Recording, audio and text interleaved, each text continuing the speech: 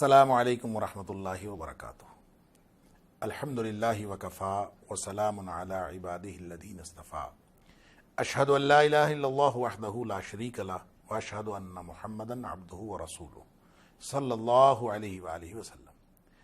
अल्लाहुम्मा सल्लि अला मुहम्मदिन व अला आलि मुहम्मद कमा सल्लैता अला इब्राहीम व अला आलि इब्राहीम इन्नका हमीदुम मजीद। अल्लाहुम्मा बारिक अला मुहम्मदिन व अला आलि मुहम्मद कमा बारकता अला इब्राहीम व अला आलि इब्राहीम इन्नका हमीदुम मजीद। अम्मा बाद। नाज़रीन किराम, इस्लाम जहाँ अल्लाह के हुकूक और अल्लाह के बंदों के हुकूक की बात करता है, वहाँ वो तमाम इंसानों के हुकूक की बात भी करता है। लेकिन एक बात जहन में रहे कि इस्लाम में जो हुकूक का तसव्वुर है वो हुकूकुल इबाद का तसव्वुर है, वो इंसानी हुकूक के तसव्वुर से मुख्तलिफ है। यानी मगरिब में जो ह्यूमन राइट्स का कॉन्सेप्ट है उससे हुकूकुल इबाद का तसव्वुर सिरे से मुख्तलिफ है। हुकूक इंसानी का मतलब ये है कि एक इंसान वो आज़ाद है, उसके ऊपर कोई पाबंदी नहीं है, किसी खालिक की तरफ से कोई पाबंदी नहीं है, और उस बुनियाद पर वो जो भी करना चाहे वो कर सकता है। और जो इस बुनियाद पर हुकूक मुतारिफ होते हैं और मुतय्यन होते हैं उनका नाम हुकूक इंसानी है। जबकि वो हुकूक जो रब के अब्द होने की हैसियत से इबादुल्लाह, जो अल्लाह के जितने भी बंदे हैं, उनके जो हुकूक तयन होते हैं, मुतय्यन होते हैं, दोबारा कहूँगा, उनके हुकूक का जो तयन होता है अल्लाह के हुक्म से, इनको हुकूकुल इबाद कहा जाता है। फ़र्क यह है दोनों में कि हुकूकुल इबाद की बुनियाद अल्लाह का हुक्म है, जबकि हुकूक इंसानी की बुनियाद इंसान की ख्वाहिश है। लिहाजा इंसान की ख्वाहिश पर मबनी जो निज़ाम फ़िक्र है उसमें हुकूक व फ़राइज़ का दायरा और हुकूक व फ़राइज़ की नौइयत वो मुख्तलिफ है।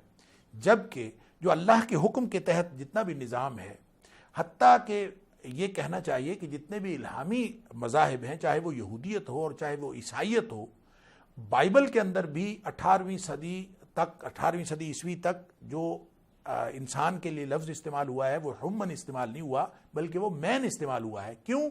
मैन के पीछे एक डिवाइन ट्रेडिशन मौजूद है, एक इल्हामी रहनुमाई मौजूद है, इल्हामी रिवायत मौजूद है, और अब्द जब तक उस इल्हामी रिवायत के साथ, उस इल्हामी हिदायत के साथ नहीं जुड़ेगा, हुकूक व फ़राइज़ का तयन नहीं हो सकता। ये हुकूकुल इबाद का तसव्वुर है।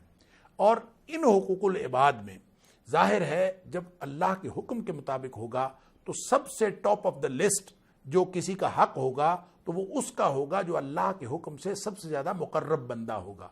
लिहाजा मखलूक में सबसे बड़ा हक जो किसी का है तो वो नबी अकरम सल्लल्लाहु अलैहि वसल्लम का है, इसलिए कि अल्लाह के बाद कायनात की सबसे बुजुर्ग हस्ती वो है। फिर उसके बाद नबी पाक सल्लल्लाहु अलैहि वसल्लम के बाद बाकी जो उम्मती हैं, उम्मतियों में सहाबा किराम का बड़ा हक है। फिर सहाबा किराम के बाद ताबीन उज़्ज़ाम है, ताबीन उज़्ज़ाम के बाद तबा ताबीन है, फिर पूरी इंसानियत है, यानी पूरे तमाम मुसलमानों का दायरा है, फिर उन मुसलमानों के बाद सारी इंसानियत का दायरा है। इन सब के हुकूक व फ़राइज़ हैं, लेकिन इन हुकूक का एक सीक्वेंस है, उसकी एक तरतीब है। ऐसा नहीं हो सकता कि आप उस तरतीब को बदल दे, तरतीब वही रखनी पड़ेगी। लिहाजा जो नबी का हक है वो उम्मती का नहीं हो सकता, और फिर इसी तरह जो सहाबी का हक है वो आम उम्मती का नहीं हो सकता, और फिर जो उम्मती यानी नबी अकरम सल्लल्लाहु अलैहि वसल्लम का मानने वाला उम्मती, उम्मत इजाबत जो है, उसका जो हक है वो उम्मत दावत यानी किसी काफिर का, यहूदी ईसाई का नहीं हो सकता, लेकिन हुकूक उनके भी मुतय्यन है।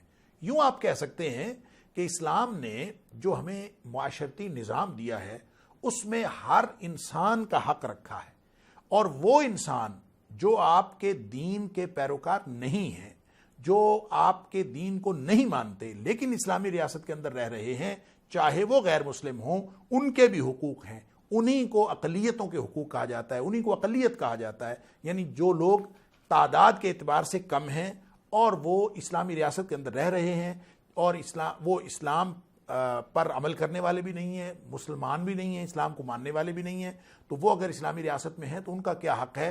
तो शरीयत इस्लामिया उनको पूरे शहरी हुकूक देती है और उनके जान माल के तहफ़्फ़ुज़ की ज़िम्मेदार भी बनती है। इसलिए उनको कहा जाता है कि ये ज़िम्मी है। ज़िम्मी उस गैर मुस्लिम को कहा जाता है जो इस्लामी रियासत के अंदर रहे, और इस्लामी रियासत के अंदर इस तरह से रहे कि वो इस्लामी रियासत के क़वानीन की पाबंदी का अहद भी करे, और साथ इस्लामी रियासत में रहने के लिए وہ جو اسلامی ریاست کی طرف سے ٹیکس لگایا جائے وہ ٹیکس بھی پے کرے. اگر وہ ٹیکس پیئر ہے اور اسلامی ریاست کو وہ ٹیکس دیتا ہے, فدیہ دیتا ہے, خراج دیتا ہے, تو یہ جزیہ دیتا ہے, تو اس جزیے یا خراج کی وجہ سے, اس ٹیکس کی وجہ سے اسلامی ریاست کی ذمہ داری ہے کہ اس کے جان مال کا تحفظ کرے, اور اس کے علاوہ اس کے جو دیگر شہری حقوق ہیں معاشرتی طور پر ان کا بھی تحفظ کرے.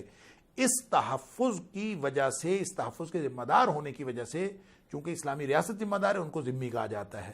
لہذا اسلام نے ذمیوں کو اتنے حقوق دیے ہیں کہ ان کو وہ جان و مال کے اعتبار سے بالکل برابر کا حق دیتی ہے شریعت اسلامیہ. جس طرح سے ایک مسلمان کی جان کا تحفظ ہے, ایک مسلمان کی جان کی تکریم ہے, اسی طرح سے ہر انسان کی جان کی تکریم ہے. اگر وہ مسلمان ہے تو وہ اس کی جان کا تحفظ اور اس کی جان کی تکریم زیادہ ہے, اور اگر وہ مسلمان نہیں بھی ہے تو بھی اس کی جان کی تکریم ہے. اس کی جان لینے یا اس کو نقصان دینے کا آپ کے پاس کوئی اختیار نہیں. ناظرین کرام, اقلیت کا ایک اور پہلو بھی ہے اقلیت ہونے کا, اور وہ یہ ہے کہ مسلمان کسی غیر مسلم ریاست کے اندر اقلیت میں ہوں. مسلمان جو کسی بھی غیر مسلم ریاست کے اندر رہ رہے ہوں, چاہے وہ دور قدیم کی بات ہو چاہے دور جدید کی بات ہو. آج کے دور میں جیسے امریکہ, برطانیہ یا مختلف ممالک کے اندر لوگ امیگریشن حاصل کر لیتے ہیں اور وہاں جا کے شہریت حاصل کر کے وہاں کے باشندے بن جاتے ہیں, لیکن وہ اقلیت میں ہوتے ہیں. اور بہت سارے مسلمان یہ سمجھتے ہیں کہ ہم شاید کافر ملکوں میں رہ رہے ہیں تو ہم اپنی مرضی کی زندگی گزار رہے ہیں اور اپنی مرضی کی زندگی گزار سکتے ہیں. بعض لوگ یہاں تک بھی کہہ دیتے ہیں کہ کافر ہے, کافر کے ساتھ معاملہ کرتے وقت شاید جھوٹ بھی بولا جا سکتا ہے, غلط بیانی بھی کی جا سکتی ہے.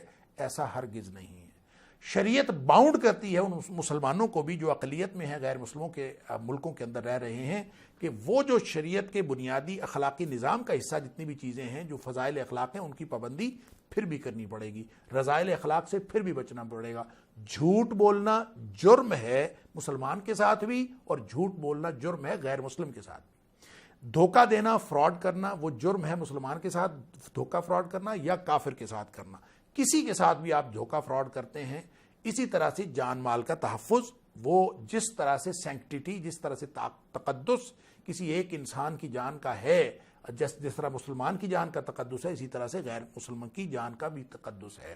لہذا جو قرآن کہتا ہے من قتل, کسی نے اگر قتل کیا کسی کو ناحق, یعنی کسی قتل کے بدلے, من قتل نفسا بغیر نفس او فساد فی الارض, کسی کو قتل کیا, نہ تو وہ کسی یعنی قصاص میں تھا اور نہ ہی کسی فساد کی وجہ سے, دوبارہ کہوں گا, نہ تو وہ قصاص کی وجہ سے قتل کیا یا پھر کسی فساد کی وجہ سے قتل کیا, تو قتل جو شخص کرتا ہے فقط کانما قتل الناس جميعا, ایسے ہی ہے جیسے اس نے ساری انسانیت کو قتل کر دیا. اسی طرح من احیاہ, جس نے ایک جان کو بچایا, فکانما احیا الناس جميعا, ایسے ہی ہے جیسے اس نے ساری انسانیت کو بچا لیا.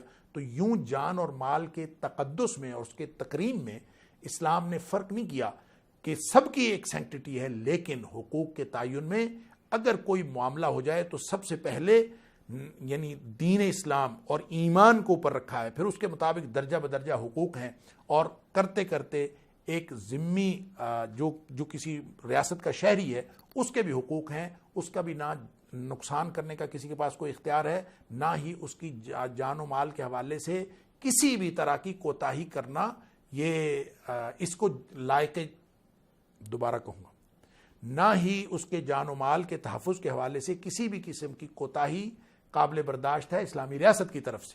یوں ناظرین کرام, اقلیت میں ہوں مسلمان کہیں کسی کافر ملک میں, تو ان کو ان کے قوانین کی پابندی کرنی چاہیے, یہ فرض ہے ان اقلیتوں کا. اور جو اقلیتیں غیر مسلم اقلیتیں اسلامی ریاست کے اندر رہ رہی ہیں, ان کا فرض ہے کہ وہ اسلامی ریاست کے قوانین کی پابندی کریں. اور جس طرح جان و مال کے تحفظ کی ذمہ داری ان ممالک میں مسلمانوں کی بطور اقلیت ہے, اسی طرح اللہ تعالیٰ نے جو مقرر کیا ہے اور شریعت اسلامیہ نے جو مقرر کیا ہے, اسلامی ریاست کی ذمہ داری لگائی ہے کہ وہ ان اقلیتوں کے حقوق کا تحفظ کریں جو اسلامی ریاست کے اندر رہ رہے ہیں ایک ذمہ دار شہری کی حیثیت سے. ناظرین کرام, اس کی تفصیلات بہت ہیں, لیکن آج کے پروگرام کا وقت ختم ہوا, اس لیے اجازت دیجیے. السلام علیکم ورحمۃ اللہ وبرکاتہ.